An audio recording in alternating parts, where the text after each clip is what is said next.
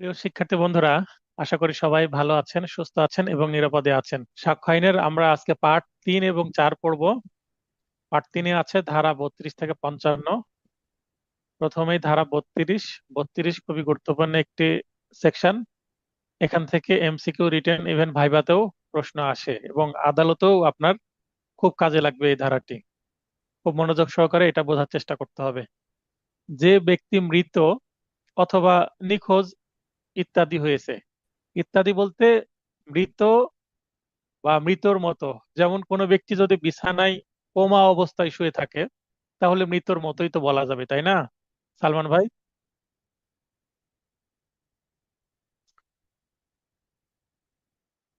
আচ্ছা, কামরুজ্জামান ভাই লাইনে আসেন। স্যার আসসালামু আলাইকুম। হ্যাঁ, ওয়ালাইকুম আসসালাম। যেটা বলছিলাম, এখানে কোনো ব্যক্তি মৃত বা নিখোঁজ ইত্যাদি হয়েছে। এখন মৃত বা মৃতর মতো বিছানায় যদি বিছানাগত হয়ে কোমায় পড়ে থাকে, কোমায় মানে সে জীবিত আছে কিন্তু জ্ঞান নেই, তাই তো? জি, নির্জীব, মানে কোনো হ্যাঁ, স্পন্দন নেই আর নির্জীবের কি। মানে, হ্যাঁ, তার শুধু হার্টবিট চলবে, সবাই বুঝতে পারছে বেঁচে আছে কিন্তু মৃতর মতোই। তো তাদেরকে বোঝানো হচ্ছে নিখোঁজ। নিখোঁজ বলতে যার খোঁজ খবর পাওয়া যাচ্ছে না অথবা এত দূরে আছে যে তাকে আদালতে নিয়ে আসা সম্ভব নয়। আমরা দেখলাম না সিভিল মামলায়, ক্রিমিনাল মামলায় সাক্ষীর জন্য কমিশন প্রেরণ করা হচ্ছে?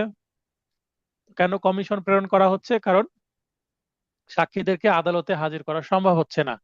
সেই যে সাক্ষীদেরকে আদালতে হাজির করা সম্ভব হয় না তাদের জন্য বিকল্প ব্যবস্থা আছে। তো সেইটারই পারমিশন আবার সাক্ষ্য আইন 32 দিচ্ছে। অর্থাৎ দেওয়ানি কার্যবিধি এবং ফৌজদারি কার্যবিধিতে যে বিষয়টা বলা আছে, ঠিক একই বিষয় এখানে সাক্ষ্য আইনে 32 ধারাতে বলা আছে। অর্থাৎ এই তিনটা আইনের ক্রস কানেকশন আছে এখানে। এটা বোঝার চেষ্টা করেন। বলা হচ্ছে প্রাসঙ্গিক বিষয় সম্পর্কে তার বিবৃতি। আমরা কিন্তু পড়ছি কোনগুলো প্রাসঙ্গিক এবং কোনগুলো প্রাসঙ্গিক নয়।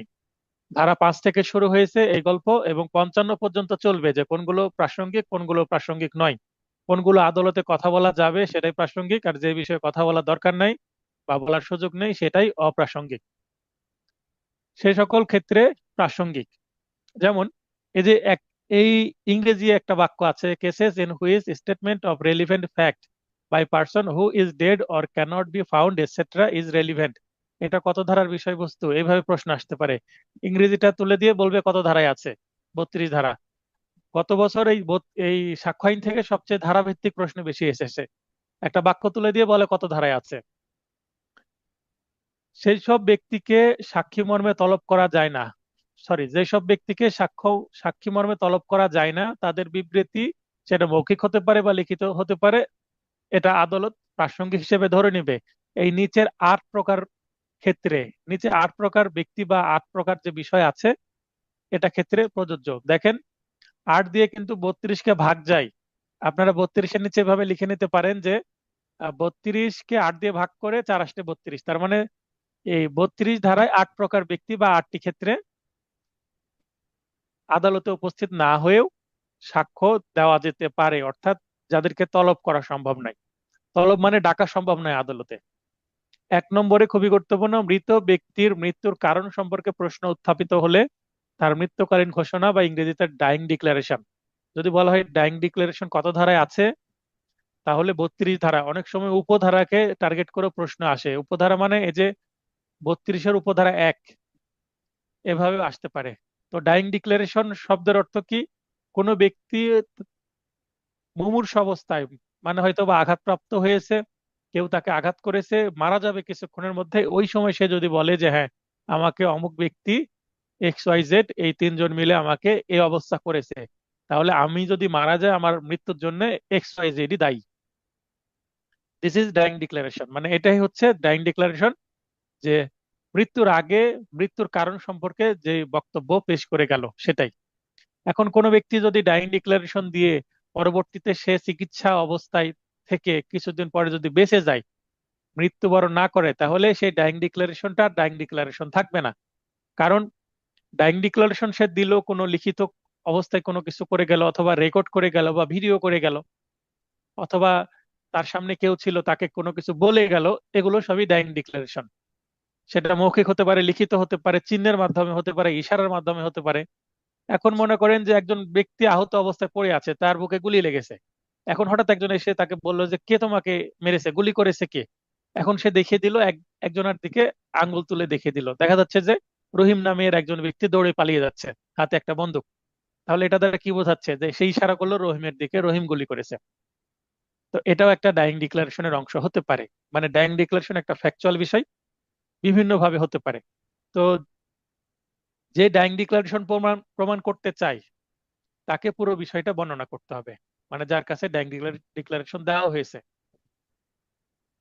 আর যে ব্যক্তি ডাইং ডিক্লারেশন দেওয়ার পর মৃত্যুবরণ করলো, তাহলে ওই ব্যক্তি তো আর কবর থেকে উঠে এসে আদালতে জি সাক্ষী জি। দিতে পারবে না, কারণ মানে মৃত যিনি ব্যক্তি ওই তো আর মানে আদালতে যিনি ওই আসতে পারবে ঘোষণা না। শুনবেন, মানে যিনি ওই হুম হুম। ঘোষণা শুনবেন বা রেকর্ড করবেন বা যার কাছে বক্তব্যটা পেশ হবে, তিনি মূলত ওই বিষয়টা জানাবেন আর কি। আর তিনি আদালতে এসে বলল যে হ্যাঁ, মৃত ব্যক্তি যিনি মারা যাচ্ছিলেন রহিম নামের করিম নামের ব্যক্তি, তো তিনি এই কথা বলে গেছেন যে রহিম তাকে গুলি করে হত্যা করেছে, গুলি করে পালিয়েছে। আচ্ছা, এভাবে আসতে পারে। এখন ডাইং ডিক্লারেশন দেওয়ার পর মৃত্যুবরণ করলে তার পক্ষে কেউ না কেউ এসে ডাইং ডিক্লারেশন প্রমাণ করছে, কারণ মৃত ব্যক্তিকে আদালতে আনা যায় না।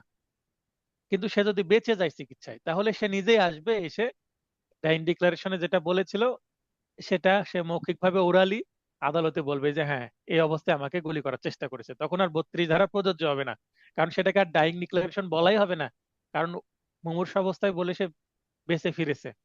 তাহলে সেটাকে সে সরাসরি আদালতে ডিরেক্ট এভিডেন্স দিবে, সেটা আমরা পরের কিছু ধারাতে দেখব।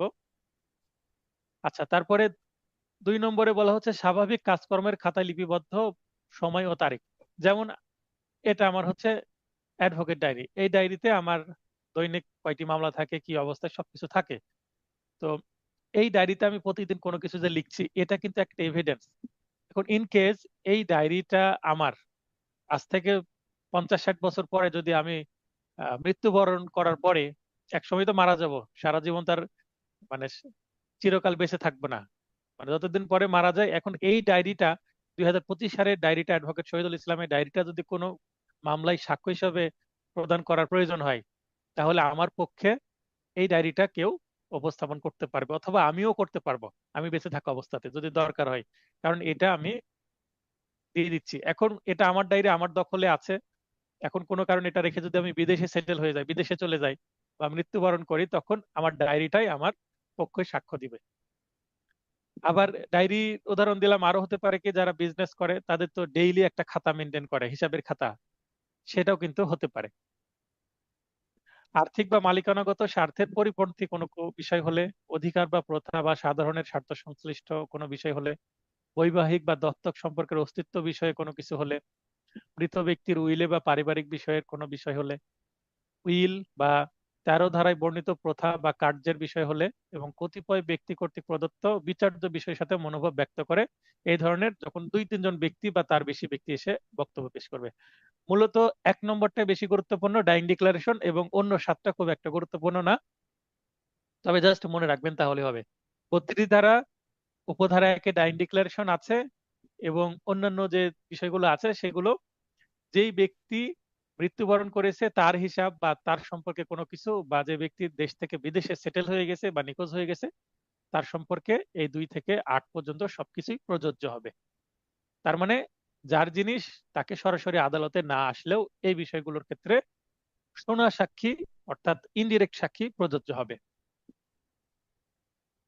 মানে এটাকে হেয়ারসে এভিডেন্স বলে। হেয়ারসে এভিডেন্স বলতে শোনা সাক্ষী, আরেকজনের বিষয় আমি পেশ করছি, আমার বিষয় না।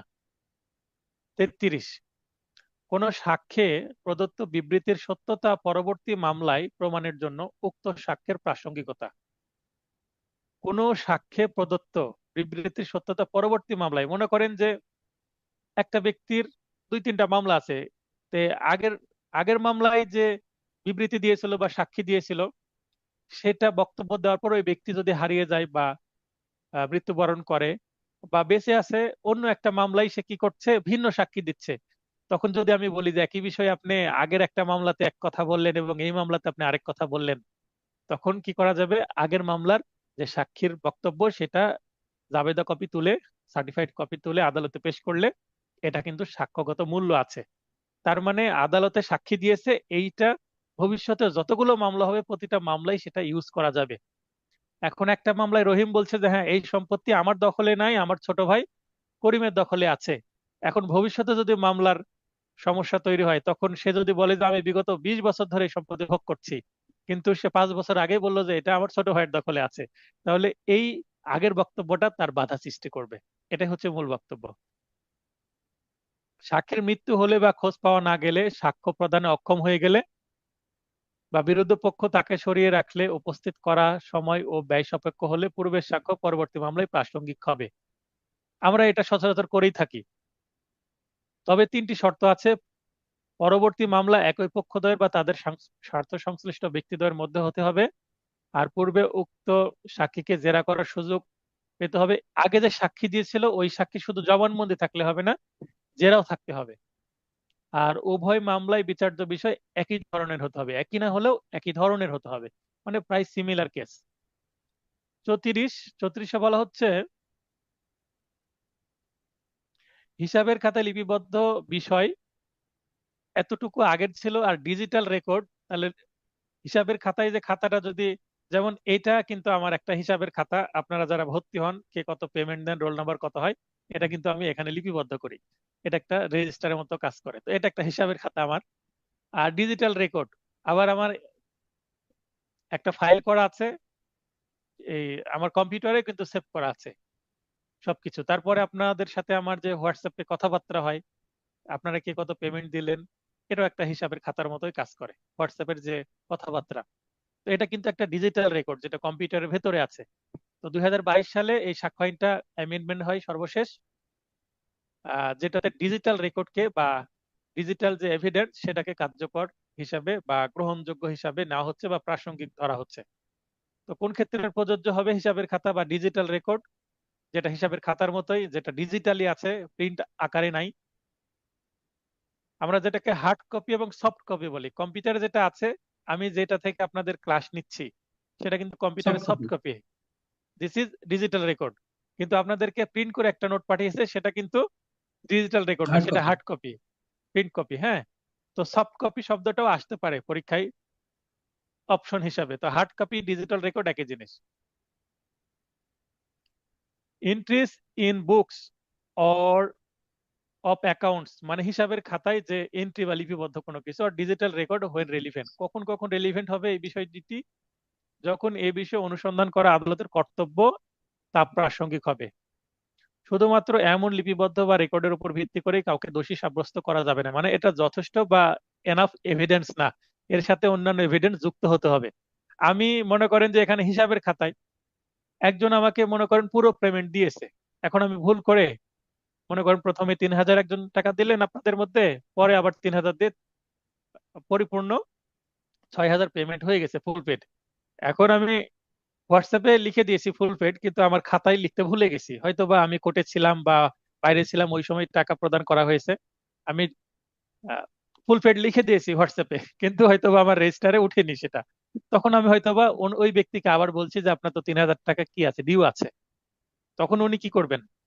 তাহলে আমার খাতায় এখানে 3,000 পেমেন্ট দেখাচ্ছে, কিন্তু ওনার কাছে কিন্তু ইয়ে আছে, ওই যে আমার কথাবার্তা আছে হোয়াটসঅ্যাপে, তো উনি একটা শর্ট স্ক্রিনশট পাঠিয়ে যদি বলে যে স্যার দেখেন তো, আপনি তো বলেইছেন যে ফুল পেড বা পরে 3,000 টাকা আমি দিয়েছি, সেটা আপনি স্বীকার করেছেন।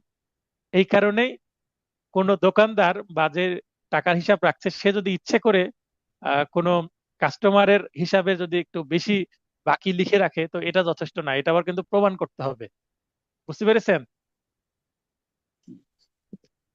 35 বলা হচ্ছে সরকারি দলিলে লিপিবদ্ধ বিষয় বা ডিজিটাল রেকর্ড যখন প্রাসঙ্গিক। উপরে 34টা হচ্ছে অন্যান্য ক্ষেত্রে এবং 35 হচ্ছে সরকারি ক্ষেত্রে, একই বিষয়। 36 মানচিত্র, চার্ট, নকশা, ডিজিটাল রেকর্ড এ প্রদর্শিত বি- বিবৃতির প্রাসঙ্গিকতা। মনে করেন যে দলিলে নকশা থাকতে পারে, দেশের মানচিত্র থাকতে পারে, যখন যেটা মামলার ক্ষেত্রে রেলিভেন্ট হবে, প্রযোজ্য হবে, এগুলো সবই কিন্তু প্রাসঙ্গিক। যেমন আমরা আগে সিএস এবং এসএ যে নকশা জমির, সিএস এবং এসএ নকশা মানে সাবেক নকশা, এটা কিন্তু একই ছিল। কিন্তু বর্তমানে যেটা চালু আছে সেটা হচ্ছে আরএস নকশা, মানে হাল নকশা। তো অনেক সময় আগের দাগ একটা ছিল, পরবর্তীতে আর এসে দাগ ভেঙে বেশি হয়ে যেতে পারে, অথবা আগে তিনটা দাগ ছিল আর এসে 6টা দাগ হয়ে গেছে, বা তিনটা দাগ একটা দাগে মার্জ হয়ে গেছে, এরকমও হতে পারে। তো এই যে সাবেক নকশা এবং হাল নকশার মধ্যে যে মিল, এগুলো দেখানোর জন্য এই নকশা কি হতে পারে, প্রাসঙ্গিক হতে পারে কোনো মামলায়। যেমন আমি আজকে একটা মামলা ফাইলিং করলাম সিভিল, এই মামলায় আমার দুইটা নকশা আমি ফিরিস্তি আকারে জমা দিলাম, কারণ এটা প্রাসঙ্গিক। 38, আইন গ্রন্থের অন্তর্ভুক্ত কোনো আইন সম্পর্কিত বিবৃতির প্রাসঙ্গিকতা। মনে করেন একটা আইন আছে, যে কোনো আইন হতে পারে, আদালত সে আইনটা যদি বলে যে ঠিক আছে এই আইনটা আমার এই মুহূর্তে মনে পড়ছে না, কারণ বিচারক মানে যে তিনি পৃথিবীর সব আইন জানেন তা না, বা বাংলাদেশের সব আইন জানেন তা না। তো বাংলাদেশের একটা তিনি নাও জানতে পারেন, তখন কি করতে হবে, উনাকে ওই বইটা দেখাতে হবে যে দেখেন এই বই আছে। তবে দেখবেন যেগুলো গেজেট আকারে আছে সেগুলোই কিন্তু বেশি গুরুত্বপূর্ণ হবে। কিছু কিছু বই আছে মার্কেটে ভুল ভ্রান্তি থাকতে পারে, কিন্তু যেগুলো গেজেট, সরকারি গেজেট যদি দেওয়া হয় সেক্ষেত্রে সেটাকে আদালত গ্রহণ করবে। অথবা যেগুলো খুবই আহ, মানে প্রচলিত বা ফেমাস প্রেস আছে বা প্রকাশনী আছে যাদের মাধ্যমে বই পাবলিশ হয়, এগুলো বাজারে খুব চলে, পপুলার, সেগুলোও কিন্তু আদালত গ্রহণ করে থাকে। 39, বিবৃতি যখন কোনো দীর্ঘ কথোপকথন বা দলিল বা গ্রন্থ, পত্র বা কাগজাদি, কাগজাদি বলতে যে কোনো ডকুমেন্টকে বোঝানো হচ্ছে, ডকুমেন্টস, কাগজ মানে ডকুমেন্ট, আর কাগজাদি বলতে ডকুমেন্টস, ডকুমেন্টসকে প্লুরাল বাংলায় করা হয় বা বহুবচনে কাগজ থেকে কাগজাদি করা হয়। ডিজিটাল রেকর্ডস এর অংশ বিশেষ, এগুলো কি হবে, প্রাসঙ্গিক হবে। মামলা প্রমাণের জন্য প্রয়োজনীয় অংশ প্রাসঙ্গিক হবে। মনে করেন যে বাংলাদেশের যে মুক্তিযুদ্ধের ইতিহাস এই ধরনের বই আছে, তো অনেক পেজ, 20,000 পেজেরও বই আছে মুক্তিযুদ্ধের ইতিহাস জি বিষয়ে। জি তো জি, আমার অনেকগুলো পুরোটা, খণ্ড। হ্যাঁ, তো পুরোটা তো দরকার নাই। আবার বাংলাদেশের যে বাংলাপিডিয়া আছে, অনেকগুলো খণ্ড আছে, সেগুলো পুরোটা দরকার নাও হতে পারে। তো যে অংশটুকু দরকার আমি জাস্ট সেই অংশটুকু বললাম যে এই অংশটুকু আমি একটু হাইলাইট করে দিলাম যে এই অংশটুকু আদালত গ্রহণ করা হোক, তাহলে ওই অংশটুকুই প্রাসঙ্গিক হবে। মানে দীর্ঘ জিনিস হলে পুরোটা নেওয়ার দরকার নাই, জাস্ট একটু অংশ নেওয়া হলো।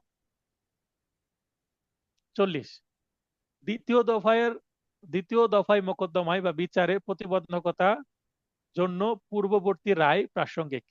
আমরা সিভিল মামলায় পড়লাম রেস জুডিকাটা 11 ধারায়, আর ক্রিমিনাল মামলায় পড়লাম, যেমন দেখেন সিআরপিসির 403-এ পড়লাম, আর সিপিসি 11 ধারায় রেস জুডিকাটা সম্পর্কে আমরা পড়েছি। সিআরপিসি তে ডাবল জিওপার্ডি বলে, আর সিপিসি হচ্ছে রেস জুডিকাটা, একই বিষয়, মানে একই বিষয়ে আগে মামলায় সমাধান হয়ে গেছে, রায় হয়ে গেছে, পরবর্তীতে একই বিষয়ে মামলা চলবে না, এই তো বক্তব্য রেস জুডিকাটার।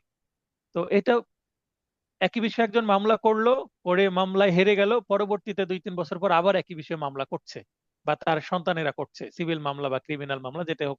ক্রিমিনাল মামলা তো রিসেন্টলি একটা মামলা মনে করেন রায় পেয়েছে, তো হেরে যে হয়তো বা একই ঘটনাকে কেন্দ্র করে আবার আরেকটা মামলা করতে যাচ্ছে, এরকম যদি হয়, সিভিল হোক ক্রিমিনাল হোক।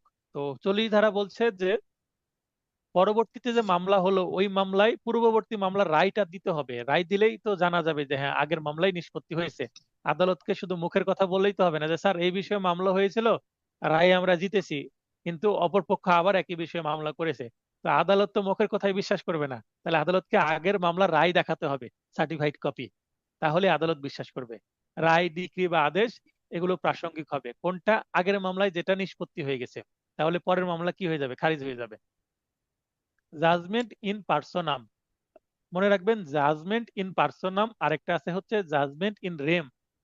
এই দুইটা বিষয় কিন্তু সাক্ষ্য আইনের যে বেয়ার অ্যাক্টের মধ্যে নাই, কিন্তু এগুলো আপনাদেরকে সেন্স তৈরি করতে হবে, প্র্যাকটিসে গিয়ে কাজে লাগবে। তো 40-এ বলা হচ্ছে জাজমেন্ট ইন পার্সোনামটা কি, মানে ব্যক্তির ওপরে কোনো একজন বা একাধিক নির্দিষ্ট ব্যক্তিদের মধ্যে কি রায়টা হয়েছে এবং তারাই এটার জন্য বাধ্য এই রায়টা মানতে। আর জাজমেন্ট ইন রেম বলতে মানে সর্বজনীন, মানে পৃথিবীর সকল মানুষ এই রায়টা মানতে বাধ্য। যেমন চুক্তি বা টর্ট জাতীয় মোকদ্দমার রায়, ডিক্রি, আদেশ দ্বারা শুধুমাত্র পক্ষগণ ও তাদের প্রতিনিধিগণ বাধ্য থাকে। মনে করেন আমার সাথে একটা, এই বাড়িওয়ালার একটা চুক্তি হয়েছে যে এই বাসায় আমি 2 বছরের জন্য থাকবো ফ্ল্যাটটাতে। এই 2 বছরের মধ্যে তিনি আমাকে ছাড়তে বলতে পারবেন না, কিন্তু আমি প্রয়োজনে ছাড়তে পারবো। এই ধরনের কিছু টার্মস এন্ড কন্ডিশন আছে। তো এখানে এই ফ্ল্যাটের মালিক এবং আমার সাথে কানেকশন, তো এই যে বিষয় যদি কোনো ঝামেলা তৈরি হয় এবং আদালতে মামলা হয়, রায় হয়, তাহলে রায় হবে আমার এবং বাড়ির মালিকের মধ্যে। তাহলে এই রায়টা কাদের জন্য প্রযোজ্য? আমার এবং আমার বাড়ির মালিকের জন্যই প্রযোজ্য। এবং যদি আমার মৃত্যু হয়, আমার মৃত্যুর পরে আমার যে বৈধ প্রতিনিধি বা ওয়ারিশ আছে তারা এবং বাড়িওয়ালারা যদি মৃত্যুবরণ করেন, তাহলে ওই রায়টা বাড়িওয়ালার যে প্রতিনিধি আছে ওয়ারিশ তাদের জন্য প্রযোজ্য। তার মানে এইটা ব্যক্তি বা ব্যক্তি বিশেষদের মধ্যে প্রযোজ্য, মানে এইটার প্রভাব কম। এটা বোঝা গেল পার্সোনাম যেটা। জি স্যার। তাহলে পার্সোনাম হচ্ছে স্পেসিফিক বিশেষ কিছু ব্যক্তিদের মধ্যে প্রযোজ্য, মানে ইউনিভার্সাল কোনো বিষয় যে না। যে ওই যেমন পার্সোনাল টাকা। শব্দটা ওই যে মানে ব্যক্তিগত, মানে ব্যক্তিগত মানে পর্যায়ে বোঝাচ্ছে আর কি, অনেকটা, পার্সোনাল। হ্যাঁ অনেকটা পার্সোনাল। বলতে পারে হ্যাঁ, এটা পার্সোনাল বা ব্যক্তিগত একটা রায় যেটা ব্যক্তিদের মধ্যে প্রযোজ্য। মনে করেন জি টাকা। টাকা বিশ্বের, কিন্তু বাংলাদেশে যে কারেন্সি সেটাকে টাকা বলে, তাই না? যদিও জি মানে ভারতের যে পশ্চিমবঙ্গ আছে তারাও কিন্তু টাকা বলে, কিন্তু তাদের টাকা মানে কিন্তু রুপি, তাই না? তো টাকা বাংলাদেশের, বিশ্বের শুধুমাত্র টাকা বাংলাদেশেরই আছে। তো এই টাকা কিন্তু বাংলাদেশে প্রযোজ্য। বিদেশে গেলে আমাদেরকে কিন্তু টাকা না ডলারে কনভার্ট করে বা ওই দেশের কারেন্সি ব্যবহার করতে হয়। তো এইটা, আর যদি আমরা ডলার বলি, ডলারটা এখন ইউনিভার্সাল একটা কারেন্সি যেটা বিশ্বের প্রায় সব দেশে চলে। তো যদি এই সার্বজনীন কারেন্সি বলি তাহলে ডলার, ইউএস ডলার বিশেষ করে। আর যদি আমি লোকাল কারেন্সি বলি তাহলে আমাদের যেমন টাকা। টাকা, ইন্ডিয়ান রুপি বা পাকিস্তানি রুপি, এই বিষয়গুলি। ঠিক আছে, অনেকটা এইভাবে মনে রাখতে পারবেন। 41 কি বলা হচ্ছে? প্রবেট ইত্যাদি। প্রবেট বলতে কেউ যদি উইল কার্যকর করে সেটাকে উইল প্রবেট বলে, মানে উইল কার্যকর করাকে উইল প্রবেট বলে। বা এই ধরনের কোনো কিছু যদি প্রবেট করে। স্যার, এখতিয়ারের ক্ষেত্রে কোনো রায়ের প্রাসঙ্গিকতা বলেন। স্যার উইলের কার্যকারিতা কি এখন আছে স্যার? উইল। হ্যাঁ, হিন্দুদের হিন্দুদের ক্ষেত্রে আছে। আচ্ছা। জি স্যার। হিন্দু আইনে এখনো উইল আছে, মুসলমানদের ক্ষেত্রে উইল প্রযোজ্য না। প্রবেট হলো উইল বলবৎকরণের মোকদ্দমা। আমি এখানে বলেই দিয়েছি, হ্যাঁ, আপনাদের হেল্পের জন্য। তাহলে প্রবেট যে বা জিনিসটা দিয়ে। অ্যাডমিরাল, অ্যাডমিরালটি মানে নৌবিভাগ, মানে নেভি সংক্রান্ত বিষয়। বিবাহ, দেউলিয়াত্ব, দেউলিয়াত্ব মানে যার অর্থনৈতিক অবস্থা শোচনীয় হয়ে গেছে, নিঃস্ব হয়ে গেছে, এরকম। এই বিষয়ে এখতিয়ার প্রয়োগকালে আদালত রায়, ডিক্রি, আদেশ অথবা বিদেশি আদালতের যদি আদেশও হয়, মানে মনে করেন যে বিদেশে একটা মামলা রায় হয়েছে এবং ওই মামলার যে বিবাদী সে যদি দেশে চলে আসে, মনে করেন এক ব্যক্তি চায়নাতে থাকতো, চায়নাতে সে ঝামেলা করেছে, সে ব্যক্তি বাংলাদেশের কিন্তু চায়নাতে বসবাস করে, চায়নাতে ঝামেলা করে, সেখানে আদালতে মামলা হয়েছে তার নামে এবং সেই মামলায় সে হেরে গেছে, তার নামে একটা ডিক্রি হয়েছে। এখন ওই চাইনিজ ব্যক্তি যদি এই ডিক্রিটা কার্যকর করতে চায়, ওই বাংলাদেশি ব্যক্তি তো বাংলাদেশে পালিয়ে আসছে, তখন ওই চাইনা আদালতে যে রায়, সে রায়টা বাংলাদেশ শেষে কার্যকরের জন্য বাংলাদেশি কোর্টে আবেদন করবে। এটাও করা যায়। এবং বাংলাদেশের রায়ও বিদেশে কার্যকর করা যায়। এই ধরনের রায়কে কিন্তু আপনার প্রাইভেট ইন্টারন্যাশনাল ল এর মধ্যে পড়ে। পাবলিক না, প্রাইভেট, কারণ ব্যক্তিগত বিষয় এটা। তো এটা প্রাসঙ্গিক হবে। জাজমেন্ট ইন রেম হচ্ছে সার্বজনীন রায়, মানে বিশ্বের সকলের জন্য কার্যকর। মনে করেন আমি যদি একটা মামলা করি যে এই সম্পত্তির মালিক আমি, ঘোষণামূলক মামলা 42 ধারার, এসআর অ্যাক্টের 42 ধারায়। তো এই সম্পত্তির যে রায়, এই রায়টা আমাকে এক্সক্লুসিভ একটা রাইট দিচ্ছে যে একটা নির্দিষ্ট সম্পত্তি, এই সম্পত্তি তো বিশ্বের এক টুকরো, মনে করেন 1 বিঘা সম্পত্তির জন্য আমি যদি রায় পাই, তাহলে এই 1 বিঘা সম্পত্তি আমার এবং এটা বিশ্বের অন্য কেউ আর দাবি করতে পারবে না। বুঝতে পেরেছেন বিষয়টা?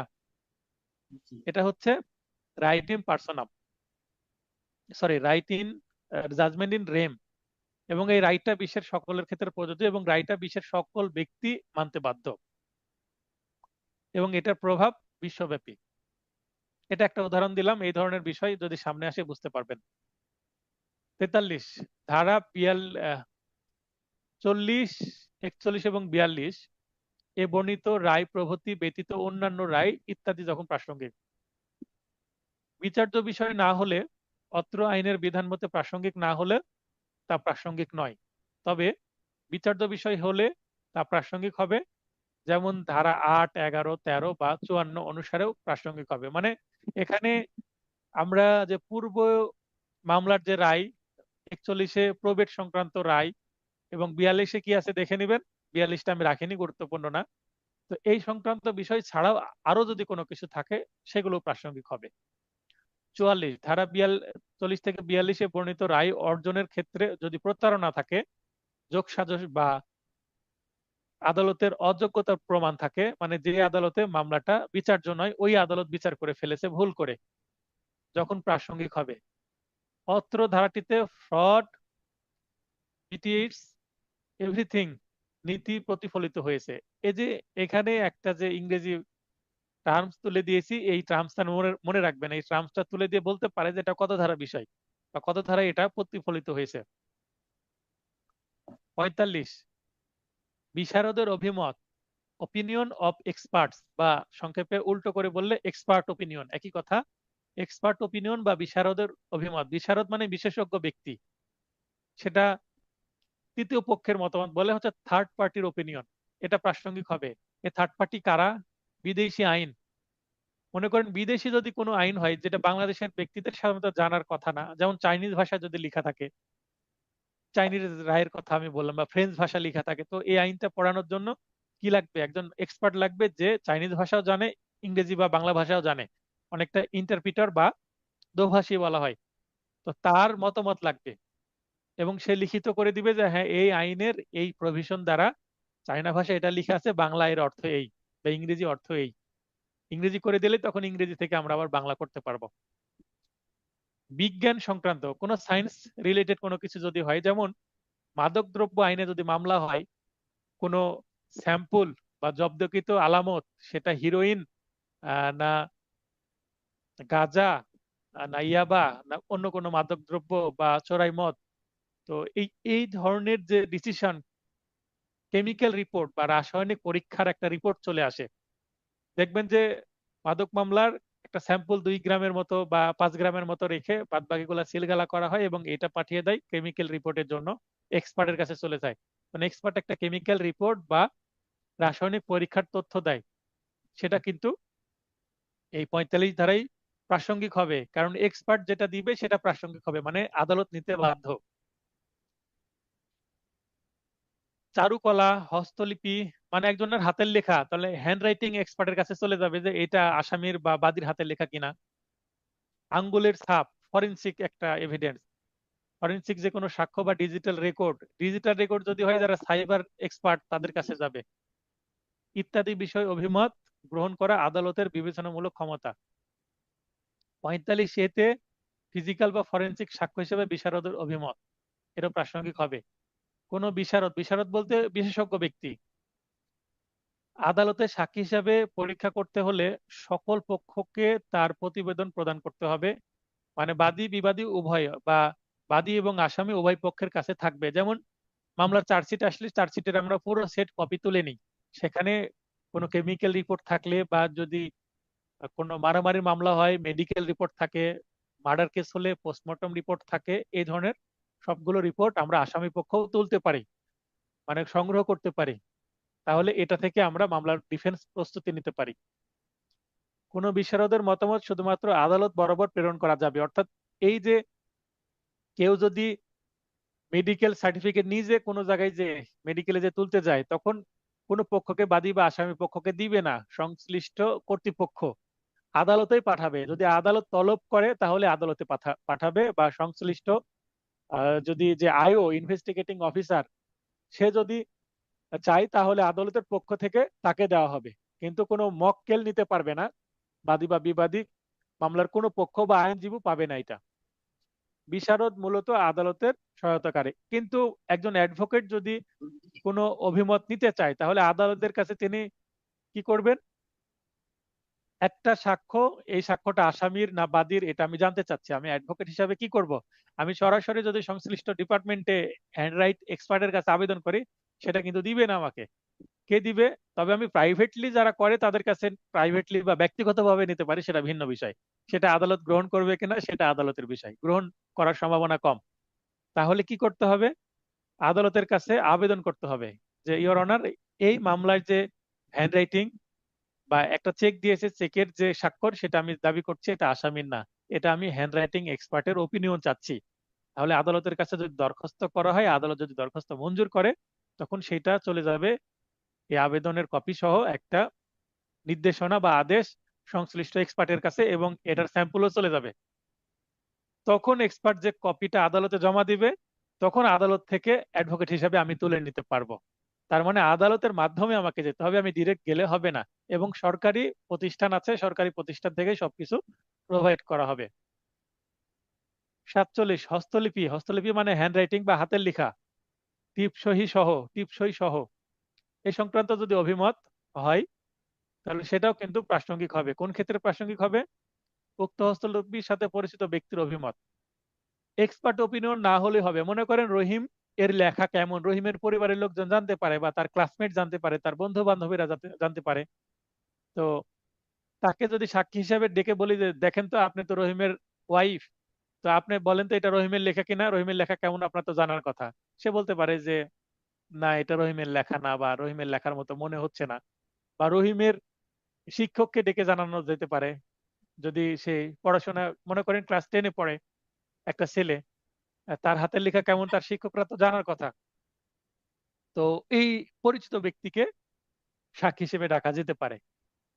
লিখতে দেখেছে যে, বা চিঠির প্রাপক যার কাছে চিঠি লেখা হয়েছে তাকে, মনে করেন একটা চিঠি পাওয়া গেল, চিঠির ভিতরে, সরি, একটা খাম পাওয়া গেল, খামের ভিতরে চিঠি আছে, এরকম একটা প্রমাণ পাওয়া গেল। তো এই যে প্রাপক, তাকে যদি আগেও চিঠি লেখা থাকে, তাহলে প্রাপকের কাছে চিঠি আছে ধরে নিতে হবে, এবং তাকে তলব করা যেতে পারে।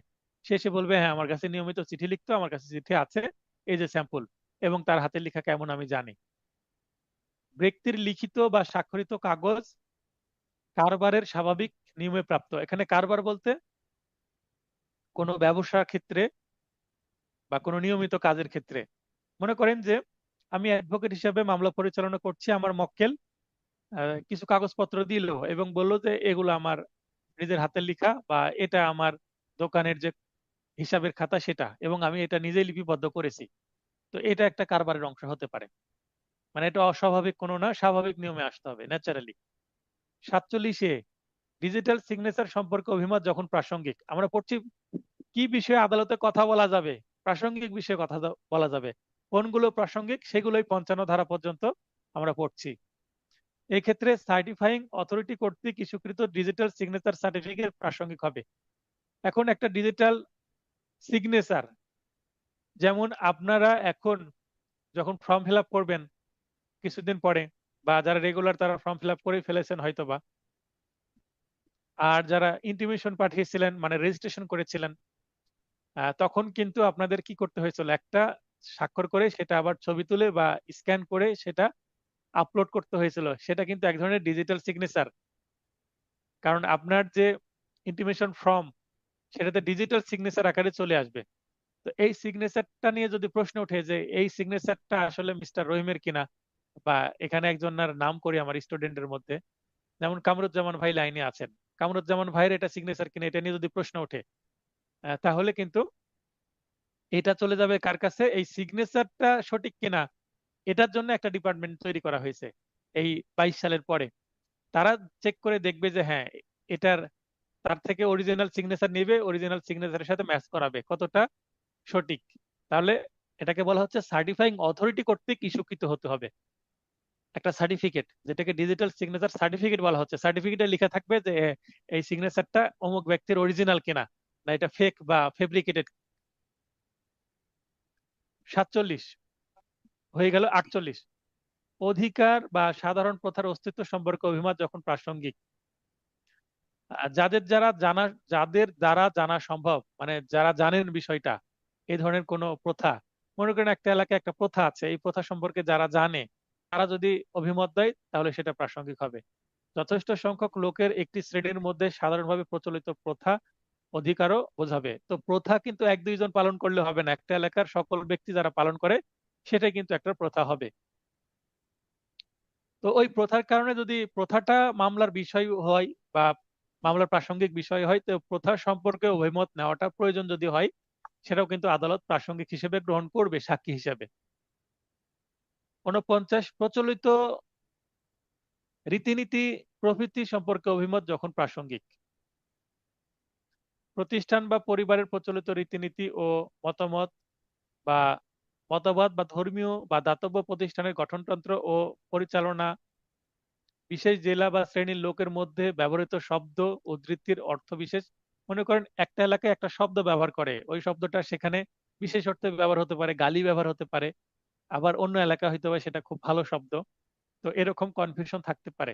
তো সেটা নিয়েও যদি ঝামেলা তৈরি হয় বা সেটা মামলার গুরুত্বপূর্ণ যদি বিষয় হয় বা সাক্ষ্য হয়, সেটা আদালত নিবেন। ওই বিষয়বস্তু সম্পর্কে জ্ঞাত হবার সুযোগ আছে তাদের অভিমত প্রাসঙ্গিক। তো কোনো এলাকার যদি কোনো বিশেষ শব্দ হয়, তাহলে এলাকার কোনো গণ্যমান্য ব্যক্তির অভিমত নিবে, হয়তোবা মেম্বার বা চেয়ারম্যানের অভিমত নিবে। 50, আত্মীয়তার সম্পর্কে অভিমত যখন প্রাসঙ্গিক।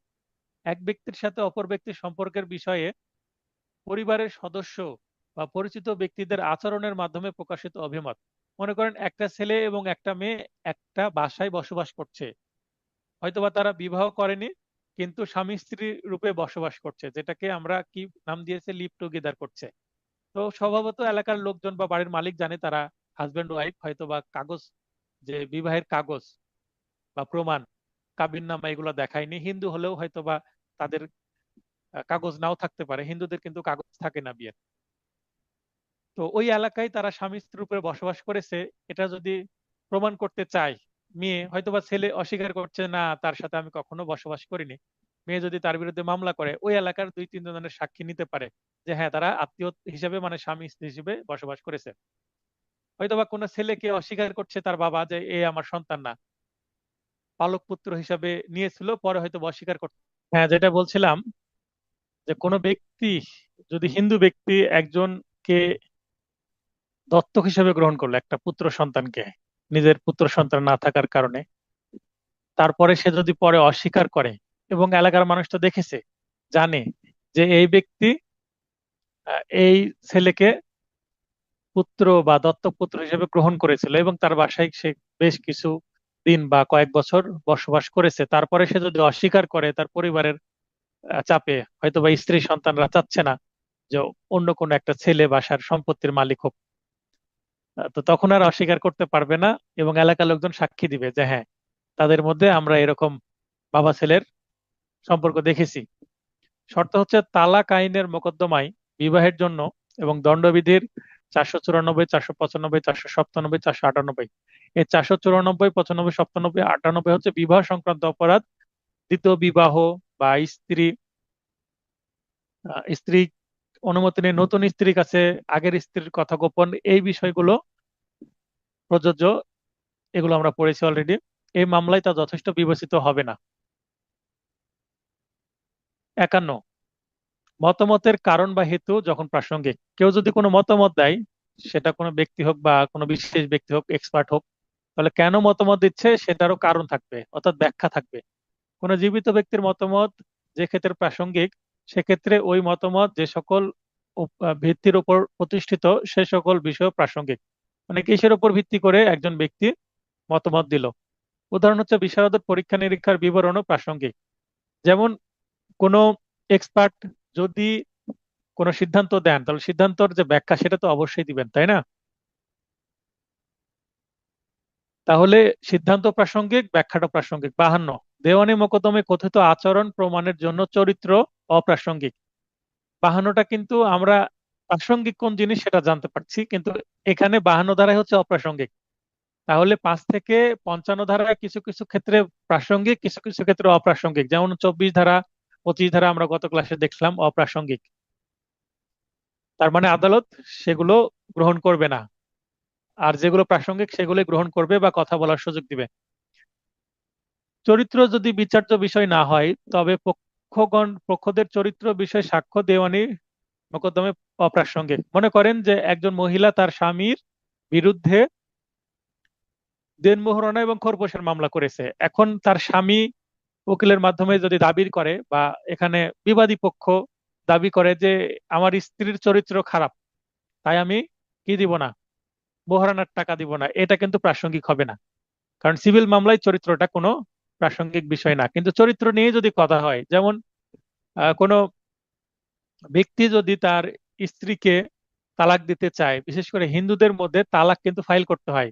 আর মুসলমানদের মতো কিন্তু তালাক দেওয়াটা এত সহজ না। হিন্দুদের মধ্যে আদালতে মামলা করতে হয় তালাকের জন্য।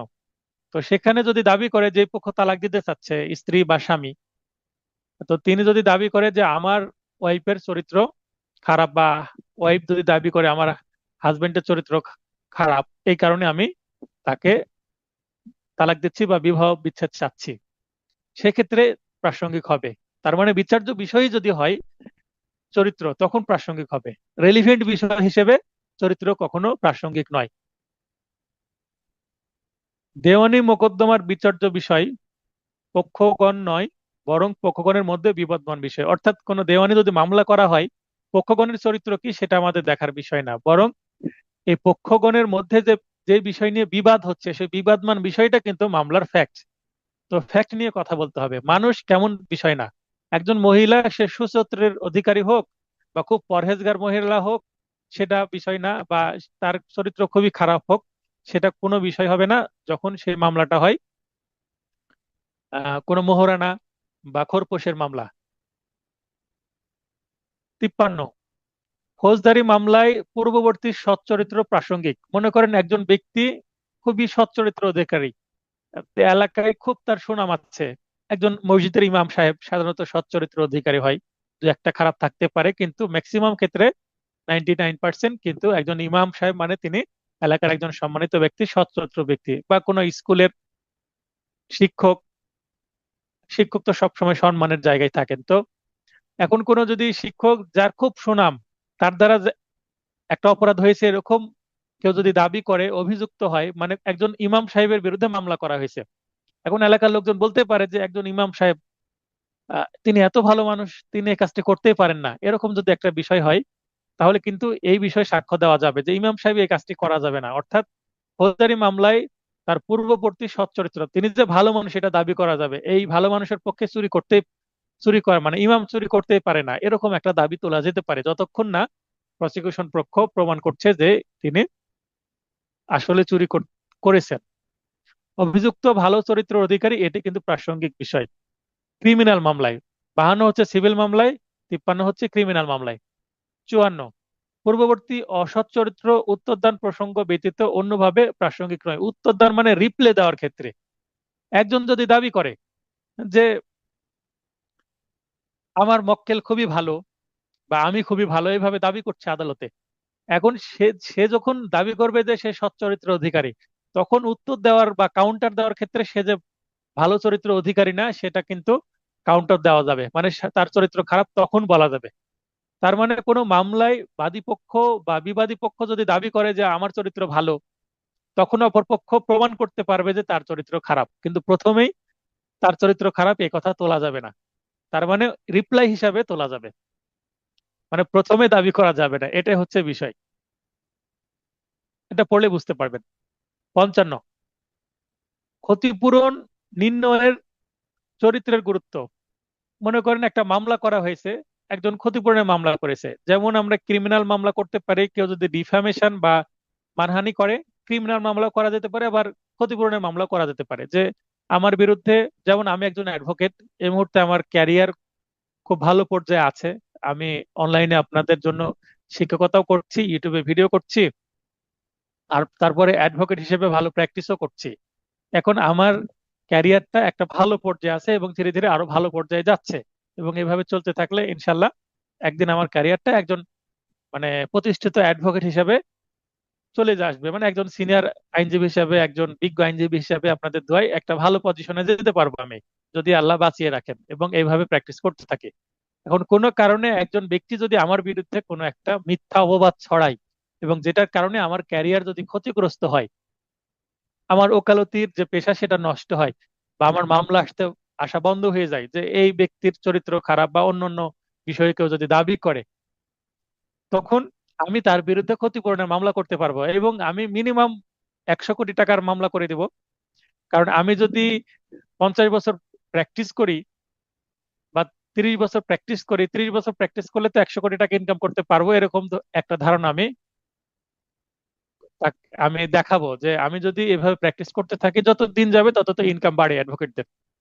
তো আমি মিনিমাম 100 কোটি টাকার একটা ডিফামেশনের বা মানহানি করেছে এই ধরনের ক্ষতিপূরণের মামলা করব, মানে আমার ক্যারিয়ার ধ্বংস করে দিয়েছে এই মানহানি করে। তাহলে এখানে ক্ষতিপূরণ নির্ণয়ের ক্ষেত্রে আসলে যদি আমি প্রমাণ করতে পারি যে হ্যাঁ আমার ক্যারিয়ার একটা ভালো পর্যায়ে আছে এবং আমার নামে যে দাবিটা তুলেছে আসলে সেটা সম্পূর্ণ মিথ্যা, তখন কিন্তু এটা যে আমি 100 কোটি টাকা দাবি করছি, আদালত 100 কোটি টাকা না দিলেও হয়তোবা কাছাকাছি একটা অ্যামাউন্ট আমাকে দিবে। এখন যদি আসলে আমার ক্যারেক্টারে ওই বা আমার যে প্র্যাকটিস ওই লেভেলের না, বা আমি অনলাইনে খুব ভালো কিছু করছি না, সেক্ষেত্রে হয়তোবা ক্ষতিপূরণের পরিমাণটা কমে যাবে। তার মানে এখানে আমার চরিত্র যদি খুব ভালো হয় এবং খুব ভালো একজন মানুষের দুর্নাম করা হয়, তার জন্য যতটুকু ক্ষতিপূরণ দিবে, এবং অপেক্ষাকৃত সমাজের যে হয়তোবা ততটা ভালো পর্যায়ে না, মনে করেন একজন, আমি উদাহরণ দিচ্ছি, আমার মনে করেন গ্রামে আমি অ্যাডভোকেট হিসাবে একজনই আছি, আরো বিভিন্ন পেশার মানুষ আছে। তো অ্যাডভোকেট হিসাবে ইনকামের কিন্তু যথেষ্ট একটা পসিবিলিটি আছে, কিন্তু অন্য যারা পেশা আছে তারা কিন্তু হয়তোবা এতটা ভালো করতে পারবে না। উদাহরণস্বরূপ কিছু যদি পেশার নাম করি, মনে করেন একজন ভ্যান চালক, তিনি ভ্যান চালান এবং দিন আনে দিন খান, যতটুকু ইনকাম করে ততটুকুই তার ইনকাম। এখন তার দ্বারা কিন্তু তার সারা জীবনে কোটি টাকা ইনকাম, 1 কোটি টাকাও ইনকাম করা সম্ভব না, 100 কোটি টাকা তো দূরের কথা। এখন ভ্যান চালক যদি আপনার মামলা করে, তাহলে তিনি যতটুকু ক্ষতিপূরণ পাবেন, আমি অ্যাডভোকেট হিসেবে মামলা করলে তো তার থেকে বেশি ক্ষতিপূরণ পাওয়ারই কথা, তাই নয় কি? আবার অন্য দিক দিয়ে যদি উদাহরণ দিই, মনে করেন একজন এলাকার একজন হাজী সাহেব, তিনি হজ করেছেন, তিনি যদি একটা ক্ষতিপূরণের মামলা করেন, ডিফামেশন বা মানহানির, তিনি যতটুকু ক্ষতিপূরণ পাবেন, তো একজন এলাকার খুব একটা সম্মানিত ব্যক্তি না, হচ্ছে সাধারণ একজন ব্যক্তি, তিনি ক্ষতিপূরণ চাইলে কিন্তু বেশি ক্ষতিপূরণ পাবেন না, কারণ তার চরিত্র এখানে ক্ষতিপূরণ নির্ণয়ে কাজে লাগবে। আনোয়ার ভাই কি বলতে চাচ্ছেন বলেন। আসসালামু আলাইকুম স্যার। হ্যাঁ, ওয়ালাইকুম আসসালাম, বলেন। জি স্যার, আপনার ক্যারেক্টার ড্যামেজ করলো, এখন আমি ড্যামেজ করবো, আমার আর্থিক সহায়তা নাই 100 কোটি দেওয়ার মতো, এই ক্ষেত্রে কি করবে আদালত স্যার? তার যতটুকু আমি সহায়তা আজকে আছে, তার যতটুকু, হ্যাঁ, এখানে যার আমি যার তার মনে করেন যার বিরুদ্ধে মামলা করছে, বিবাদীর সামর্থ্য নাই, তার যত সম্পত্তি আছে সব সম্পত্তি নিয়ে নেওয়া হবে, ক্রোক করে, নিলামে বিক্রি করে, যত টাকা আসবে ততটুকু টাকা দিবে, বাদ বাকি যতটুকু, মানে তাকে একেবারে নিঃস্ব করে দেওয়া হবে। 5,000 টাকা তাকে রেখে তার শুধুমাত্র, মানে একজন নিঃস্ব ব্যক্তির যা যা থাকে ততটুকু রেখে বাদ বাকি তার সবকিছু নিয়ে নেওয়া হবে। বুঝতে পেরেছেন? জি স্যার, ধন্যবাদ স্যার। এখন যখন মামলা করা হয়, মামলা করা তার সামর্থ্য আছে কিনা এটা তো দেখা হয় না। মামলা করা হয়, ক্ষতিপূরণের মামলা করলে যখন দেখা যাবে যে তার সামর্থ্য আছে কিনা, পরে সেটা নির্ণয় করা হবে যে তার কত স্থাবর অস্থাবর সম্পত্তি কি কি আছে, সেগুলো দেখা হবে। আর জি স্যার। যখন একজন ব্যক্তি অপর ব্যক্তির বিরুদ্ধে 100 কোটি টাকার মামলা করছে, তখন হয়তো বা দেখবে খুঁজে যে আসলে তার 100 কোটি দেওয়ার সামর্থ্য আছে কিনা, যদি না থাকে কম করবে। বুঝতে পারেননি? আমি দুইটা মামলা করেছিলাম। জি স্যার। একটা 100 কোটি টাকা ক্ষতিপূরণের, একটা 50 কোটি টাকা ক্ষতিপূরণের। মামলাটা এখনো চলমান আছে, চলছে। তবে এই মামলার যে বিবাদী, সে কিন্তু দেশের এখন বাইরে, দেশ ছেড়ে দেশের বাইরে আছে। এখন বুঝতে পারছেন যে কি ধরনের মামলা এবং কার বিরুদ্ধে মামলা। আমি বাদী না, বাদী পক্ষের আমি আইনজীবী। আচ্ছা, তো এখানে দেখেন যে চরিত্র শব্দটি খ্যাতি ও আচরণকে বোঝায়। তো যদি বলা হয় পঞ্চম ধারায় চরিত্র বলতে কি বোঝায়, তো খ্যাতি ও আচরণ দুইটাকেই বোঝাবে। একজন ব্যক্তির খ্যাতি বা সুনাম কতটুকু আছে এবং সে এলাকায় কেমন আচরণ করে, এই দুইটা মিলে একজন ব্যক্তির চরিত্র নির্ধারণ করা হবে। আমরা চরিত্র কাকে বলে, ইসলাম ধর্ম অনুসারে, হিন্দু ধর্ম, বৌদ্ধ ধর্ম অনুসারে কিন্তু হয়তোবা ধর্মীয় গ্রন্থে, বা আমরা যে ইসলাম শিক্ষা বই পড়েছি বা হিন্দু শিক্ষা বই পড়েছি স্কুল কলেজে, সেখানে এক চরিত্রের সংজ্ঞা থাকতেই পারে। কিন্তু সাক্ষ্য আইনের 55 ধারায় চরিত্র বলতে খ্যাতি ও আচরণকে মানে দুইটার কম্বিনেশনে যেটা সেটাই বোঝাবে। আমরা পার্ট 3 শেষ করলাম, এবার পার্ট 4। পার্ট 4-এ 56 থেকে 73 বি আলোচনা করব। শুরু হলো প্রথম খণ্ড শেষ। প্রথম খণ্ডে কি বলেছিলাম যে কি বিষয়ে কথা বলা হবে, মানে কি বিষয়ে প্রমাণ দিতে হবে, প্রথম খণ্ডের বক্তব্য ছিল। দ্বিতীয় খণ্ডের বক্তব্য হচ্ছে কি ধরনের প্রমাণ দিতে হবে, অর্থাৎ এই যে সাক্ষ্য যে হবে সেই সাক্ষ্যটা কেমন হবে, মুখে বলবে না কোনো ডকুমেন্ট দিবে, ওরাল এভিডেন্স না ডকুমেন্টারি এভিডেন্স। এই ধরনের বক্তব্য আমরা 56 থেকে 100-র মধ্যে পাবো। আর 55 থেকে আমরা পেলাম কি আদালতে কি বিষয়ে কথা বলতে পারবো, কি বিষয়ে কথা বলতে পারবো না।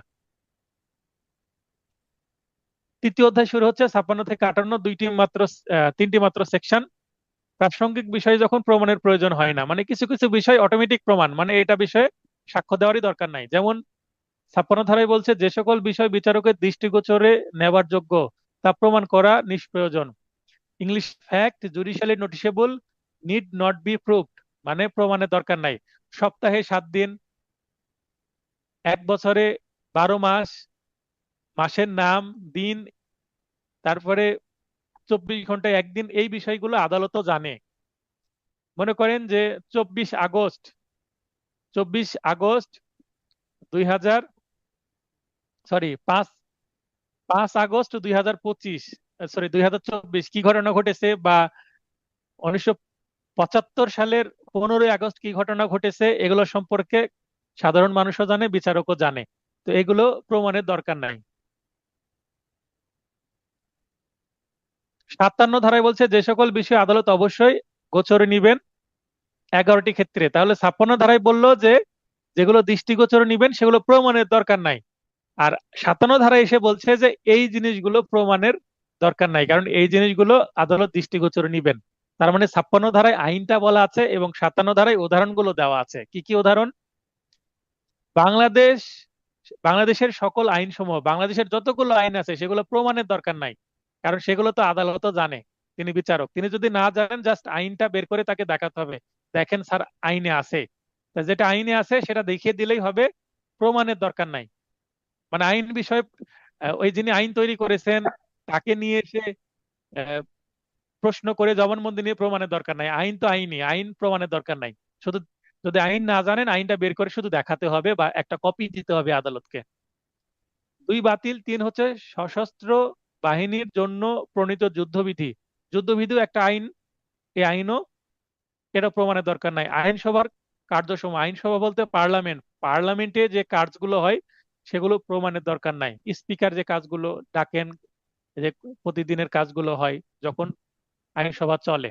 5 বাতিল। 6 আদালতের সিলমোহর। যেমন আদালতের গোল সিল থাকে না, আমরা যখন মামলা ফাইলিং করি বা সার্টিফাইড কপি নিই, তো এই সিল যে এটা আদালতে নাম লেখা আছে এটা প্রমাণের দরকার নাই, এটা আদালতেরই সিল। নোটারি পাবলিকের সিলমোহর, নোটারি পাবলিকের দেখেন সিল থাকে গোল, সেটাও প্রমাণের দরকার নাই, দেখালেই হবে। কিন্তু কেউ যদি দাবি করে যে এটা ফেক বা এটা মানে ডুপ্লিকেট, আসল না, সেক্ষেত্রে সে এটা ডুপ্লিকেট প্রমাণের জন্য ব্যবস্থা নিবে। কিন্তু সচরাচর আদালত দেখলেই মনে করবে যে হ্যাঁ এটা সঠিক এবং এটা প্রমাণের দরকার নাই। সরকারি পদে যোগদান বিষয় সরকারি গেজেট, যারা গেজেটেড কর্মকর্তা, বিশেষ করে বিসিএস ক্যাডার, তাদের কিন্তু গেজেট প্রকাশ হয়। তো এই গেজেটটা প্রমাণের দরকার নাই, গেজেটের অরিজিনাল কপি দিয়ে দিলেই হয়ে যাবে। সরকার কর্তৃক স্বীকৃত কোন ট্রাস্টের অস্তিত্ব, উপাধি ও জাতীয় পতাকা। কোন জাতীয় পতাকা? বাংলাদেশের জাতীয় পতাকা এবং বিদেশের জাতীয় পতাকা। শুধুমাত্র ইসরায়েলের জাতীয় পতাকা দৃষ্টিগোচরে নিবেন না। ইসরায়েলের জাতীয় পতাকা বাদ দিয়ে বিশ্বের যত দেশের জাতীয় পতাকা আছে সবগুলোই কিন্তু প্রাসঙ্গিক হবে এবং আদালত এটা দেখলেই এটা প্রমাণের দরকার হবে না।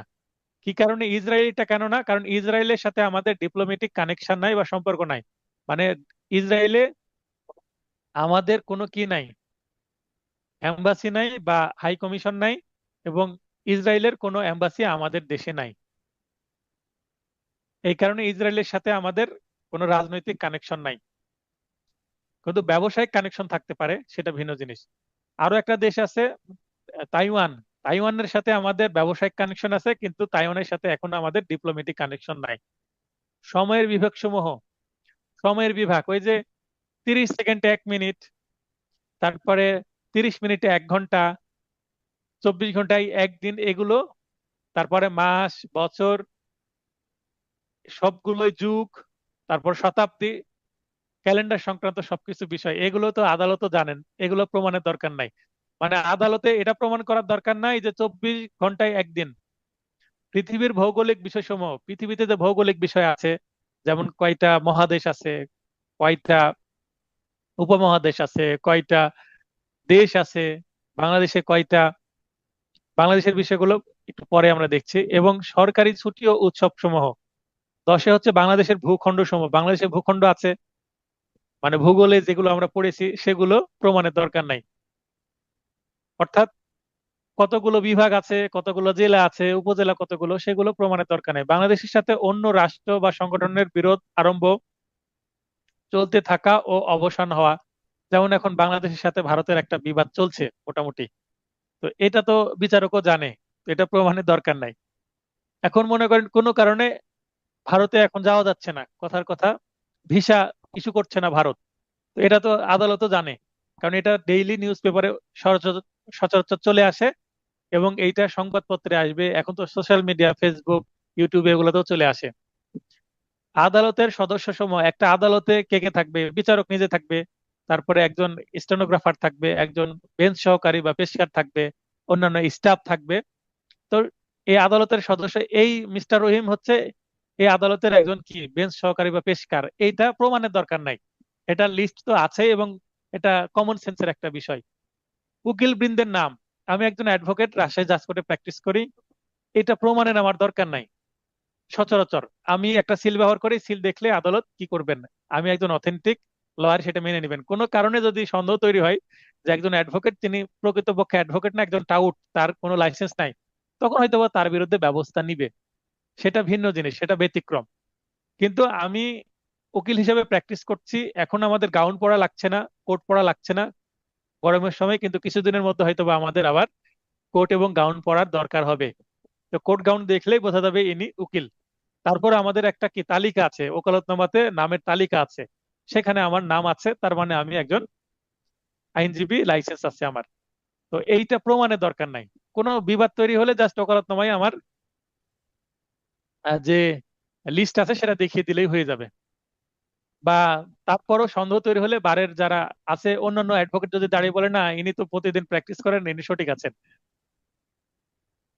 স্থান বা সমুদ্র পথের নিয়মাবলী, তার মানে যে মেরিন রুলস, মানে পানি জাহাজগুলো যেভাবে চলবে, সমুদ্রের যে নিয়ম কানুন, সেগুলো কিন্তু আদালত জানে, তার মানে এটা এক ধরনের আইন।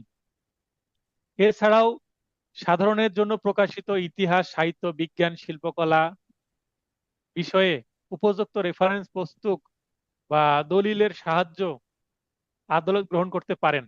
মনে করেন কবর একটা কি, কবর একটা কবিতা আছে, আবার কবর একটা নাটক আছে। তো কবর কবিতা পল্লী কবি জসিমউদ্দিন লিখেছেন, এটা তো সবাই জানে, বিচারকও জানে। কেউ যদি কোনো বিষয় আদালতের অবগতির জন্য দাবি জানায়, এটা খুবই গুরুত্বপূর্ণ পয়েন্ট, এটা একটা ভিন্ন কালি ব্যবহার করি। কেউ মানে কোনো পক্ষ যদি কোনো বিষয় আদালতের অবগতির জন্য দাবি জানায় যে স্যার এটা এরকম, কিন্তু আদালত সেটা নাও জানতে পারে, আদালত তো সব জানতা শমশের না, তিনি সব নাও জানতে পারেন, তখন তিনি বলতে পারেন যে ঠিক আছে, এটা যে আপনি দাবি করছেন সেটা আমাকে দেখান, প্রমাণ করতে হবে না, দেখান।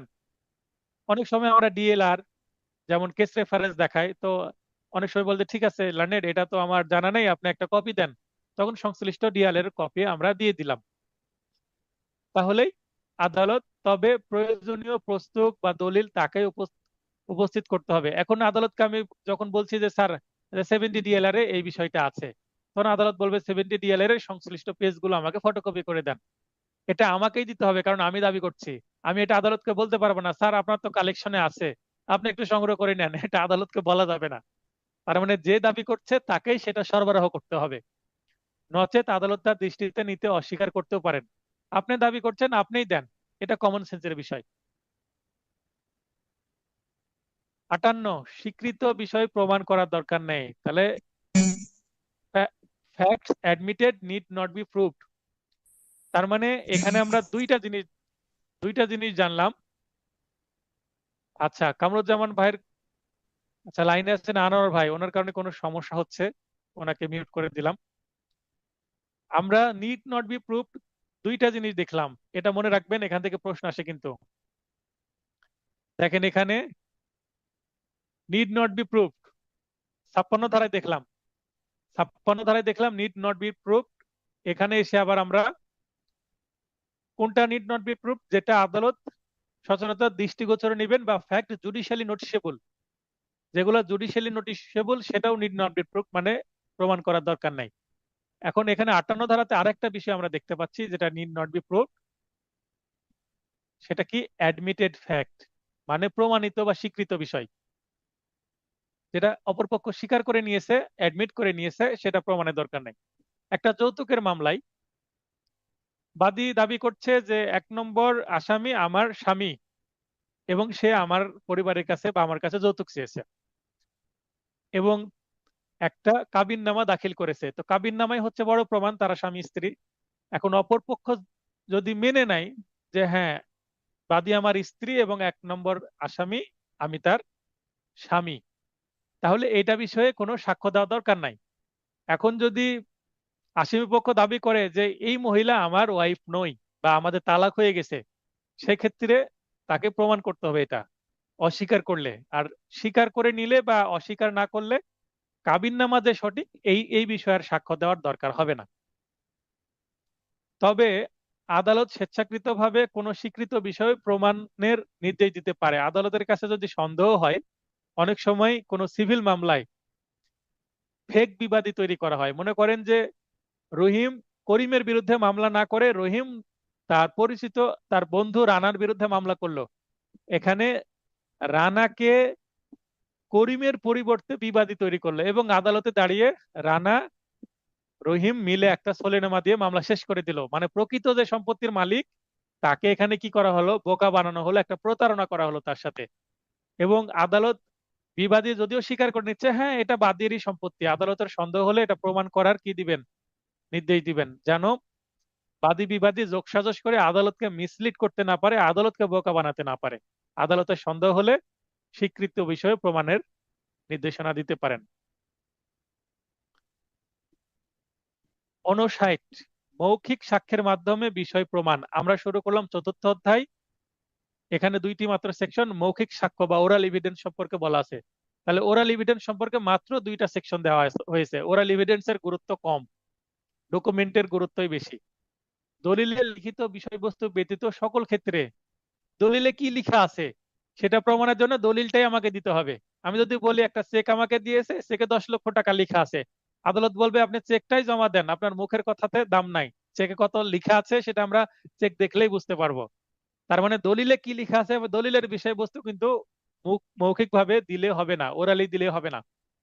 অল ফ্যাক্টস মানে সকল বিষয়বস্তু except the contents of document, দলিলের বিষয়বস্তু may be proved by oral evidence, সকল কিছু মৌখিকভাবে প্রমাণ করা যাবে শুধুমাত্র দলিলের বিষয়বস্তু ব্যতীত।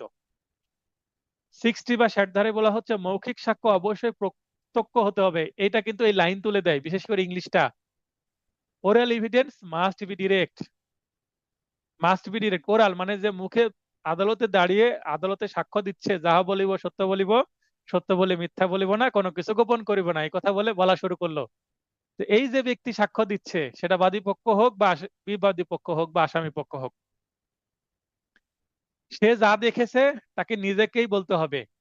মানে যে ব্যক্তি যা দেখেছে মানে নিজ চোখে দেখেছে, সে বলবে যে আমি এই দেখেছি, বা নিজ কানে শুনেছে যে স্যার আমি এটা শুনেছি, বা অনুভব করেছে, আমি শুনিনি বা দেখিনি কিন্তু আমি অনুভব করেছি, এরকম একটা বিষয়, বা অভিমতের কারণ পোষণ করে, তাকেই নিজেই তা বর্ণনা করতে হবে। আদালতে সশরীরে দাঁড়িয়ে তার মুখ দিয়ে সেটা বর্ণনা করতে হবে। দিস ইজ ওরাল এভিডেন্স এবং ডিরেক্ট, মাস্ট বি ডিরেক্ট, অবশ্যই সত্য হবে। আমি আমার বাবার মুখে শুনেছি এ কথা বললে হবে না, তাহলে তোমার বাবাকেই নিয়ে আসো, বাবাই আদালতে সাক্ষী দিবে, তোমার কথা বললে হবে না। এটাই হচ্ছে 60 ধারার মূল বক্তব্য। ব্যতিক্রম হচ্ছে বিশারদের অভিমত সংক্রান্ত পুস্তক মানে রিপোর্ট। প্রকাশিত হলে তা পেশ করা যেতে পারে। অর্থাৎ 32 ধারাতে যেগুলো বলা আছে ডাইং ডিক্লারেশন, সেগুলো ডিরেক্ট না হলেও চলবে, কারণ মৃত ব্যক্তি তো আর আদালতে আসতে পারবে না। বা একজন চিকিৎসক তিনি কি দিয়েছেন, একটা পোস্টমর্টম রিপোর্ট দিয়েছেন, তো পোস্টমর্টম রিপোর্টে যেটা বলা আছে সেটা বললেও হবে।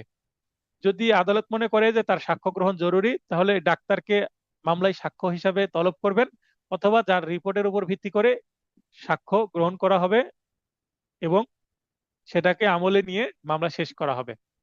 শুরু করছি পঞ্চম অধ্যায় 61 থেকে 90, দালিলিক সাক্ষ্য বা ডকুমেন্টারি এভিডেন্স। দেখেন, ডকুমেন্টারি এভিডেন্স বোঝানোর জন্য বেশ কিছু সেকশন আছে, যেটা খুবই গুরুত্বপূর্ণ।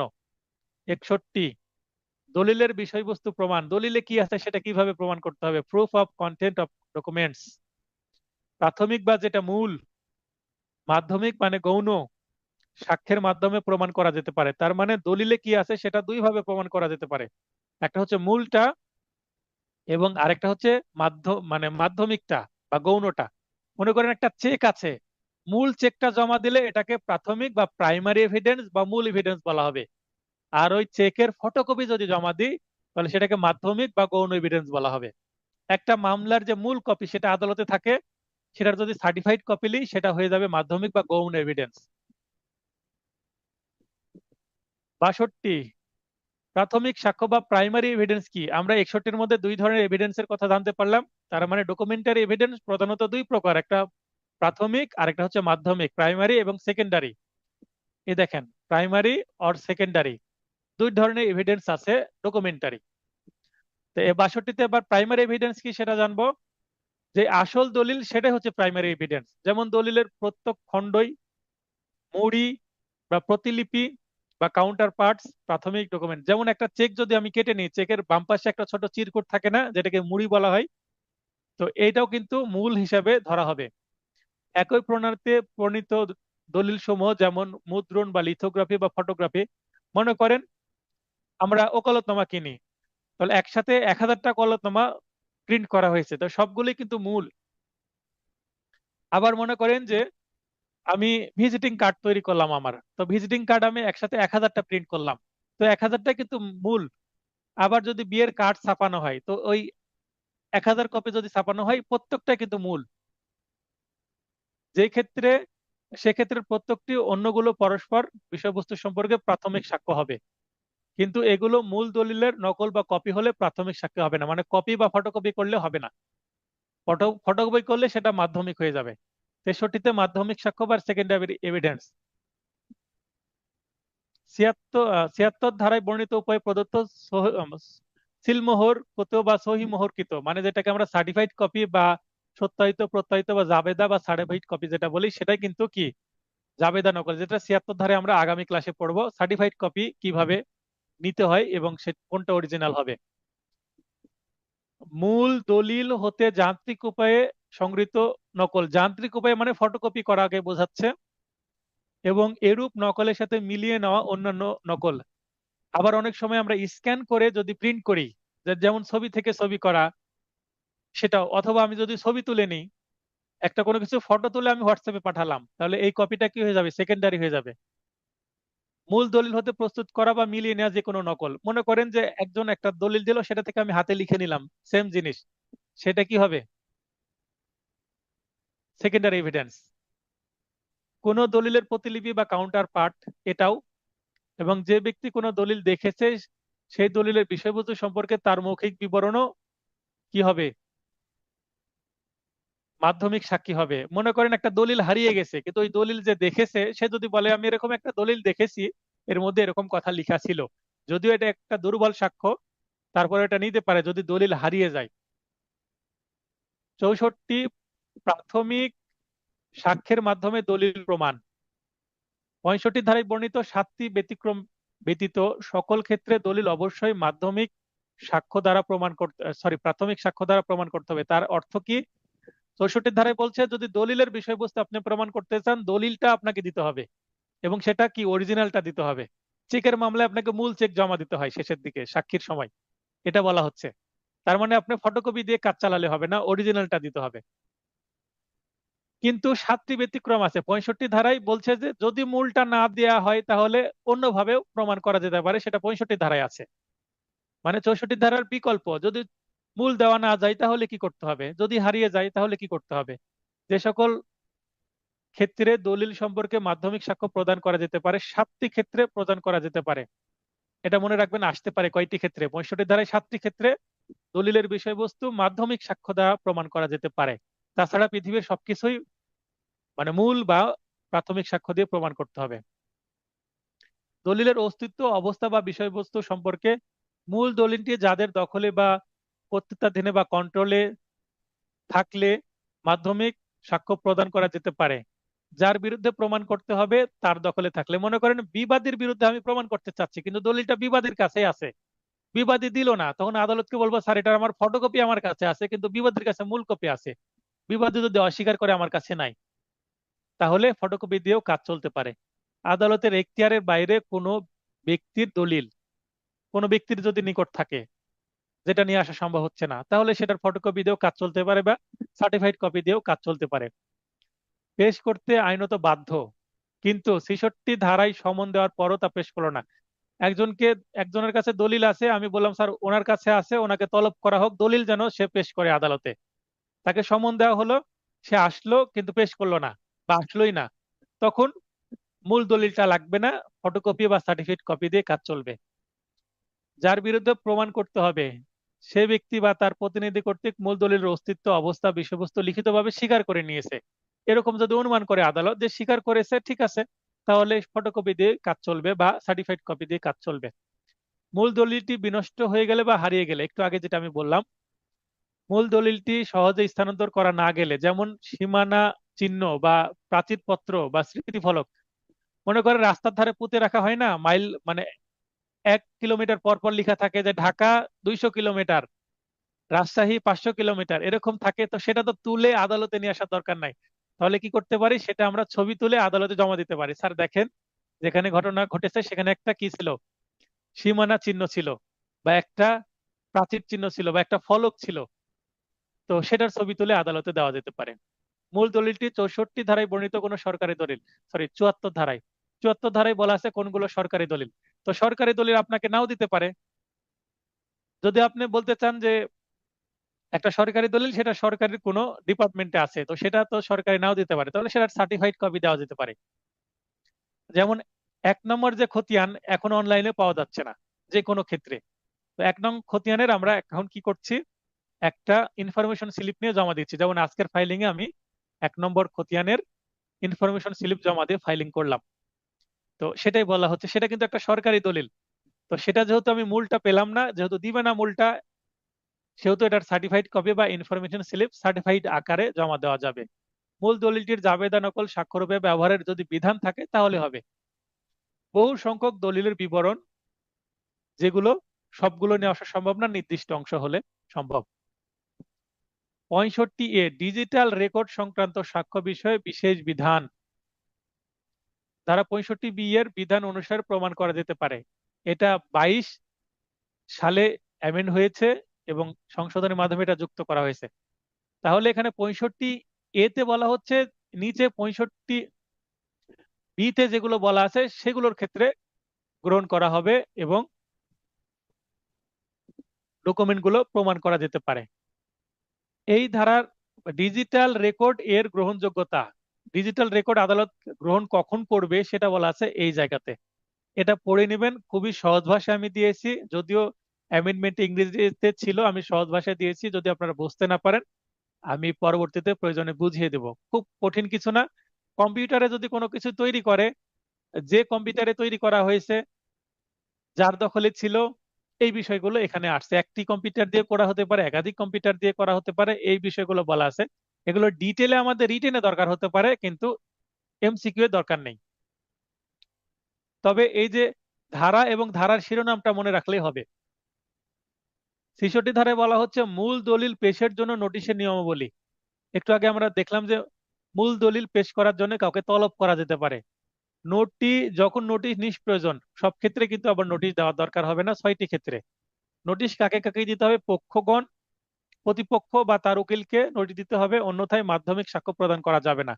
নোটিশ দিলাম, নোটিশ দেওয়ার পর যদি না দেয় তাহলে মাধ্যমিক সাক্ষী দিতে হবে। আর 6টি ক্ষেত্রে আবার নোটিশ দেওয়ারও দরকার নাই। যে দলিল প্রমাণ করতে হবে তা যদি একটি নোটিশ হয় তাহলে আর দরকার নাই। মামলার অবস্থাধীনে প্রতিপক্ষ জানে যে দলিলটি তাকে পেশ করতে হবে। প্রতিপক্ষ মূল দলিলটি বল প্রয়োগে বা প্রতারণামূলক ভাবে দখলে রেখেছে তখনও দরকার হবে না। প্রতিপক্ষ বা তার এজেন্ট দলিলটি পেশ করলে তাহলে দরকার হবে না নোটিশ দেওয়া। প্রতিপক্ষ বা তার এজেন্ট দলিলটি হারিয়ে যাওয়ার বিধানটি স্বীকার করলে, যে হারিয়ে গেছে এই বিষয়টি স্বীকার করলে নোটিশ দেওয়ার দরকার হবে না। মূল দলিলের অধিকারী বা আদালতের এখতিয়ারের বাইরে অবস্থান করলে তখনও আবার নোটিশ দেওয়া দরকার নাই, জাস্ট মাধ্যমিক সাক্ষী ডিরেক্ট নিয়ে নিলে হবে। 67, পেশকৃত দলিলের স্বাক্ষর ও হস্তলিপির প্রমাণ। স্বাক্ষর ও হাতের লিখা প্রমাণ করলে দলিলটিও প্রমাণিত হবে। 67 ডিজিটাল সিগনেচার প্রমাণ। কোন ডিজিটাল রেকর্ডের ডিজিটাল সিগনেচার প্রমাণ হয়ে গেলেই পুরো দলিলটাই প্রমাণিত বা গ্রহণযোগ্য হয়ে যাবে। আচ্ছা, 68 ধারে যেটা বলছি, যে দলিল সত্যায়িত করা আইনত প্রয়োজন তার সম্পাদনের প্রমাণ, মানে সেটা সঠিক রূপে সম্পাদন হয়েছে কিনা সেই বিষয়ে প্রমাণ। সত্যায়নকারীদের কেউ বেঁচে থাকলে, এখতিয়ারের মধ্যে থাকলে, অর্থাৎ আদালতের এখতিয়ারের মধ্যে থাকলে, দূরে যদি না চলে যায়, অন্তত একজনকে সাক্ষীরূপে তলব করতে হবে। প্রত্যয়নের ক্ষেত্রে কিন্তু একাধিক ব্যক্তির স্বাক্ষর লাগে, আপনারা লক্ষ্য করবেন সার্টিফাইড কপিতে। তবে শর্ত হচ্ছে উইল ব্যতীত কোনো রেজিস্ট্রিকৃত দলিলের সম্পাদনকারী স্পষ্টভাবে তা অস্বীকার না করলে সাক্ষী তলবের দরকার হবে না। 69, সত্যায়নকারী সাক্ষী পাওয়া না গেলে অন্তত একজন সত্যায়নকারী সাক্ষ্য প্রমাণ করতে হবে। মানে সত্যায়নকারী যারা আছে তাদের একজনকে পাওয়া যাচ্ছে না, তারা হয়তো বা দেশের বাইরে চলে গেছে বা মৃত্যুবরণ করেছে, বা তাদেরকে আদালতে নিয়ে আসা অসম্ভব হয়ে যাচ্ছে, বা কোথায় আছে সেটা খুঁজে পাওয়া যাচ্ছে না। হয়তোবা তিনি যখন সরকারি চাকরি করতেন তখন তাকে পাওয়া সহজ ছিল, অবসরে গিয়ে হয়তোবা এমন কোনো জায়গায় বসবাস করছেন যে তাকে খুঁজেই পাওয়া যাচ্ছে না। তখন তার স্বাক্ষর যে সঠিক সেটা প্রমাণ করতে হবে। কিভাবে প্রমাণ করতে হবে? তিনি চাকরি অবস্থায় তো অসংখ্য স্বাক্ষর করেছেন, তো অন্য একটা ডকুমেন্টে যে স্বাক্ষর আছে সেই স্বাক্ষরের সাথে মিলিয়ে নিতে হবে, তাহলেই প্রমাণ হবে। 73, স্বীকৃত বা প্রমাণিত স্বাক্ষর লিখা বা সিলের সাথে তুলনা করে বা মিলিয়ে নিয়ে পাশাপাশি রেখে কোনো স্বাক্ষর বা লিখা সিল প্রমাণ করতে হবে। আদালত নিজ চোখে দেখেও তিনি যদি বুঝতে পারেন যে সঠিক আছে, আদালত যদি ধরতে না পারেন তাহলে এখানে এক্সপার্টের আবার কি নিতে পারেন, ওপিনিয়ন নিতে পারেন। সংশ্লিষ্ট স্বাক্ষর বা স্যাম্পল পাঠিয়ে দেবেন কোথায়? যারা এই বিষয়ে হ্যান্ডরাইটিং এক্সপার্ট বা যারা স্বাক্ষর সংক্রান্ত এক্সপার্ট, তারা দেখে বলবে যে হ্যাঁ সঠিক আছে কিনা, দুইটি স্বাক্ষরই একই ব্যক্তির কিনা। 73, ডিজিটাল সিগনেচারের সত্যতা যাচাই সার্টিফাইং অথরিটি কর্তৃক যাচাই করতে হবে। এগুলো কিন্তু আমরা আগেই দেখেছি এখানে। তাহলে যাচাইয়ের যে বিষয়টা, সার্টিফাইং অথরিটি, এই বিষয়ে আমরা দেখলাম। ডিজিটাল সিগনেচার বা ডিজিটাল রেকর্ড সংক্রান্ত সবসময় সার্টিফাইং অথরিটি দিবে, কারণ ডিজিটাল বিষয়গুলো কিন্তু মানে কি হতে পারে, ফেব্রিকেট হতে পারে, বা এখানে এখন তো এআই দিয়ে আবার ফেক তৈরি করা যেতে পারে। তো একজনের যে সাইন সেটা কপি করে আবার আরেকটা ডকুমেন্টের মধ্যে বসানো হয়েছে কিনা, এগুলো সার্টিফাইং অথরিটি কিন্তু চেক করে দিবেন। মানে কোনো ছেড়ছাড় বা কোনো ঘষা মাজা বা কোনো এডিট করা হয়েছে কিনা সেটা দেখবে। এডিট থাকলে সেটা মানে ফেক বলবে, আর এডিট না থাকলে অরিজিনাল হলে সেটা সার্টিফাইং অথরিটি তারা কিন্তু বুঝতে পারবেন। তারা অবশ্যই সাইবার সম্পর্কে, মানে সাইবার সেলের অংশ থাকবে সরকারের। 73, স্বীকৃত বা প্রমাণিত ফিজিক্যাল বা ফরেন্সিক সাক্ষ্যের সাথে তুলনা করে কোনো ফিজিক্যাল বা ফরেন্সিক সাক্ষ্য প্রমাণ করতে হবে। মনে করেন কোনো রক্তের নমুনা নিয়ে যদি কোনো ডিএনএ টেস্ট করা হয়, বা রক্তের যে স্যাম্পল, কোনো গ্রুপিং, বা কারো হাতের ছাপ বা আঙ্গুলের ছাপ বা পায়ের ছাপ, এই ধরনের কোনো যদি বিষয় থাকে, তো সেগুলো প্রমাণ করতে হলে মনে করেন যে একজন ব্যক্তি ক্রাইম স্পটে তার হাতের আঙ্গুলের ছাপ আছে কিনা, তখন ওই ব্যক্তির নতুন করে স্যাম্পল নেওয়া হবে, স্যাম্পল নিয়ে ওই স্যাম্পলের সাথে ম্যাচ করা হবে। এগুলো আমরা সিনেমাতে, নাটকে দেখেছি। তো এই জিনিসগুলো 73B-তে চলে এসেছে। এগুলো কিন্তু নতুন, যে এ বি, এগুলো নতুন অ্যামেন্ডমেন্ট 22 সালে যুক্ত হয়েছে। তো এই ছিল আজকের আলোচনা, এবং আপনারা দেখছেন এখানে বিগত বার কাউন্সিল ও জুডিশিয়ারি পরীক্ষার প্রশ্নাবলী দিয়ে দেওয়া হয়েছে। একেবারে সকল প্রশ্নগুলোই আছে এখানে, এই সেকশনগুলো থেকে যেগুলো এসেছে। বার কাউন্সিলের 2012 থেকে 2025 এবং জুডিশিয়ারির 2007 থেকে 2000 24 পর্যন্ত যতগুলো পরীক্ষা হয়েছে সবগুলোরই প্রশ্ন কিন্তু আছে আমার এই নোটে। আর আমি যখন আর কিছুদিন পরে ফাইনাল টাচ নোট দেবো, সেখানে নতুনও কিছু প্রশ্ন থাকবে এবং আমি আপনাদের যে ক্লাস টেস্ট নিচ্ছি এই ক্লাস টেস্টের প্রশ্নগুলো কিন্তু অ্যাড করা হবে। আমরা আগামী ক্লাসে পার্ট 5 ধারা 74 থেকে 90A আলোচনা করব এবং পার্ট 6 আলোচনা করব। রুটিনটা দেখে নেবেন। সবার সুস্বাস্থ্য কামনা করে ক্লাসটি শেষ করছি। শুভরাত্রি।